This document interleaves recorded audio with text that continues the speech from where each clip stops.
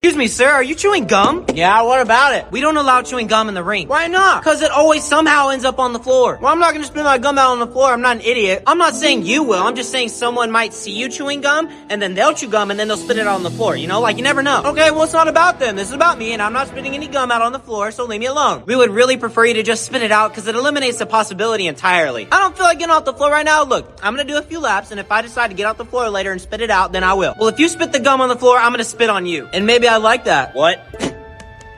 Oh.